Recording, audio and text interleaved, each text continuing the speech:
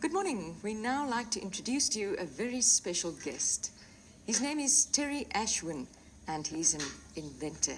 Terry, good morning and welcome to our show. Morning, Terry. Good morning. Terry, as a professional inventor, you've invented many a device, but you've recently made electronic history with your latest invention, and it's called Send It, I believe. Yes. Yes? Can you tell us something more about that? Yes, certainly. First show it to us, please. Yeah, all right. Well, Send It's basically a small little device which you can plug into PCs. And then from your various personal computers, there's a second device which you plug into a printer. Yes. And then all the PCs are interlinked to the printer. So you don't need to cable them up to one or two printers. You can all now share your laser printer or whatever. So it's So as far as costs are concerned, yes, it's a cost cutter. Yeah, but also the actual advantages now, whereas before you used to have one laser in the office and only one person could really use it, you can now all share the use out of it. So people are finding it quite useful in the actual So office. there's only one workstation as it is? Yes. Well, if you all wanted to share the laser printer before, you all had to run cables from all the different printers, and you might have to have a switch box, and then you'll go and switch.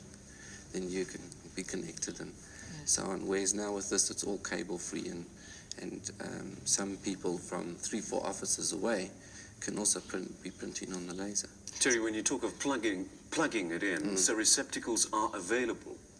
Yes. There is a serial port at the back of the personal computer. Can you just show the whole thing for us so our viewers can perhaps hold it? So this is the transmitter then? Yes, transmitter receiver unit, and then that plugs into the PC, and then obviously it needs its own power. We especially had its own power. You could get the power from the PC, but the day comes the PC stops working. They say it's because you plugged something in. So we'd rather take our own power. What inspired you? Was that what you were going to ask? It looks like a good idea. Terry, what inspired you? I think, with all the products that I've done in the past, it's always been the markets inspired them more than just personal inspirations. The market would lead you to say this type of product is really needed in the actual market. And then the challenge would come on from there, because you'd say, gee, if I could do that, would be great. Obviously, though, in some applications, the actual demands are extremely high. With a product like Send It, you can't just go overnight and do it. It took a good part of 3 years to actually develop it. What sort of an impact do you expect this to make on the local PC and printer market, Terry? I think it'll make a big impact, because there's a growing need of laser printers now. People can't send letters out anymore on cheap printers. So they're now buying very expensive equipment, and then the need for everybody to share it is great. What was your first invention? Very first was a digital thermometer, which I did in 77. So how old were you then? About 22. Because you are a professional inventor. Yes, that is my profession now.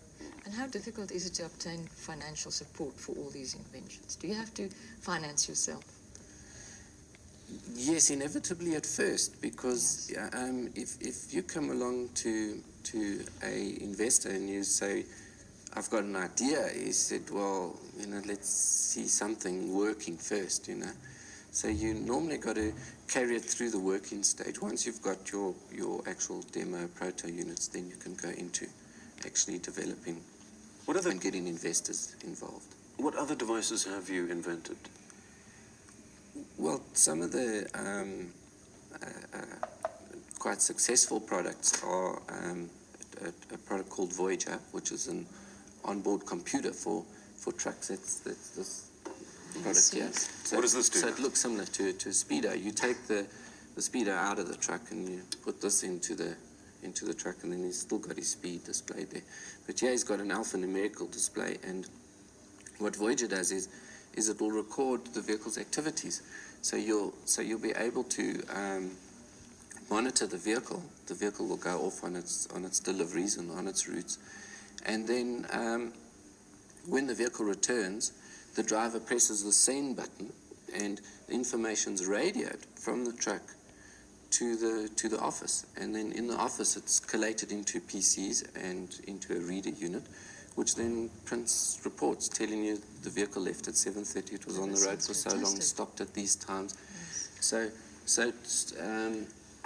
it's a very, very modern version of the old tachograph as such that used to scribe readings on. Has this been readily accepted by the market?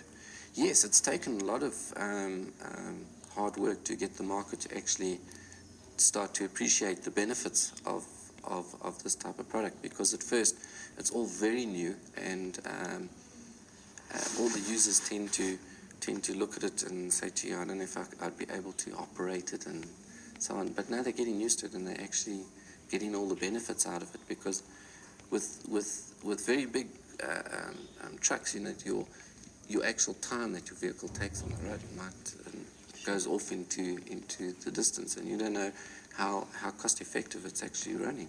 Any problems experienced in patenting your products?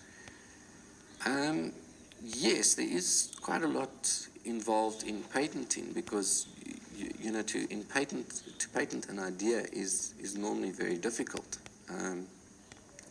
The idea is normally thought of somewhere down the line.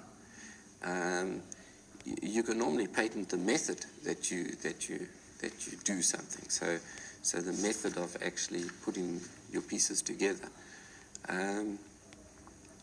But patenting is also quite expensive, especially when you go to the overseas markets, and it runs into hundreds of thousands of dollars to do worldwide patents. Terry, I'm sure many of the younger viewers watching us this morning would like to know, how can I become an inventor? I'm sure I can invent something. Yeah, that's very interesting, because I really do feel that some youngsters that I've met actually are very, very, very creative. Yes, yes, extremely, and their thought processes are very quick. You know, like you watch a child on a computer playing games. I know my two girls play on my computers, and they can operate them almost as well as even better when it comes to games. So how do you become one? Do you just invent and try and sell it? Yes, it's actually very difficult. It's not like a totally structured career where you can go and do some qualifications and training and then follow from there. Right. And it's also probably not the type of work where you would have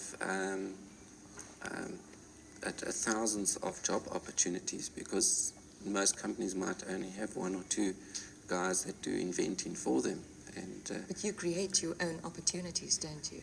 Yes, you do, but then it's very difficult. It would be easier if companies themselves started to have small think tanks and inventors, and as such employing inventors. And dreams of inventors can have far-reaching social and economic implications. Yes, yes, very much so. Any one of your inventions that has really caused something to? I think the one product I did, which was Proxy, an electronic number plate. So what this, I've got, which is a tiny little... It doesn't look like a number plate, does it? No, it's not supposed to.